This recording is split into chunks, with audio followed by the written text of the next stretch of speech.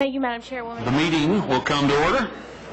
I note that a quorum is present and that each member has before them copies of the material on our agenda today at their place at the rostrum. I'd like to recognize myself now for an opening statement. Thank you all for being here today. We're considering H.R. 1947, the Federal Agricultural Reform and Risk Management Act of 2013. It's the product of more than 3 years of work. This work began in the countryside with field hearings led by my friend and ranking member Colin Peterson. There are often criticisms about the partisanship of Congress and how little is accomplished because folks can't work together. This is not the case for the House Agriculture Committee. Today this committee will mark up a reform-minded farm bill that was developed with true bipartisanship. We'll advance it with both Republican and Democrat votes. And we'll achieve nearly $40 billion in savings by eliminating outdated government programs and reforming others. No other authorizing committee in Congress is voluntarily cutting money from its jurisdiction to reduce the size and scope of the federal government. The Farm Act reforms the SNAP program for the first time since the welfare reforms of 1996. Our reforms rein in the cost of the program by enforcing asset and income tests, ending recruitment activities that increase enrollment, and preventing states from circumventing the law to receive greater federal funding.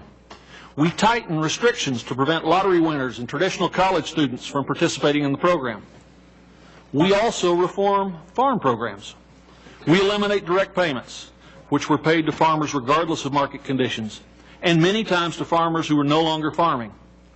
The Farm Act reflects a belief in a true safety net, something when disaster hits, such as aggressive weather or down markets. This safety net is in the best interest of all of us because it enables us to have a stable and affordable food supply. Title I is cut by nearly $23 billion, which is a reduction of more than 30%.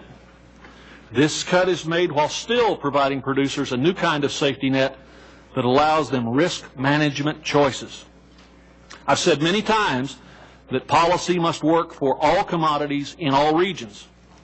And while I personally do not favor a revenue-style program, it is in the Farm Act as a choice for producers because some of them believe they can manage their risk better with it. The conservation title, which is extremely important to me since my days as chairman of that subcommittee, is reformed to reduce overlapping programs and streamline delivery.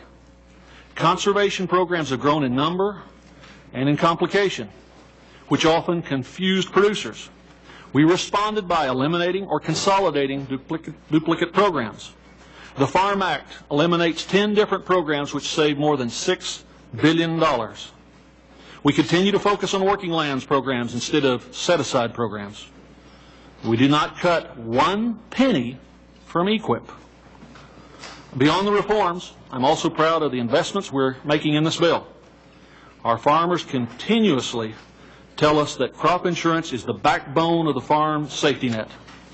The Farm Act only makes it stronger. We provide new crop products such as the supplemental coverage option that will provide important gap coverage to those who have not been able to afford such coverage in the past. We make yield improvements that address problems and declining actual production history yields due to multi-year disasters. All these improvements help producers mitigate risk. But it's important to remember that crop insurance does not protect against systematic, multi-year price declines. That's the job of the commodity title. And our commodity title is one that I'm proud of. We also make important investments to help our beginning farmers and ranchers. We provide enhanced risk management tools by providing reduced premiums for these new farmers, who are the future of agriculture. Additionally, we make an unprecedented level of investment in specialty crops, both in the horticulture title and in the research title. And finally, we provide disaster assistance to our livestock producers. As many of you know, the Livestock Disaster Assistance Program, enacted in 2008 Farm Bill, expired in 2011, and leaving our producers with no protection at a time when multi-year drought gripped the nation. In closing, let me say, just let me say that no one on this committee is going to like everything in this bill. I think that's pretty obvious, and that includes me. But farmers and ranchers and the American taxpayer are counting on us to pass a farm bill. Let's give certainty to an industry that's been a bright spot in an otherwise dismal economy. Let's give taxpayers billions of dollars in deficit reduction. Join the ranking member and me and support this piece of legislation. With that, I now turn to the ranking member for his opening statement. Morning.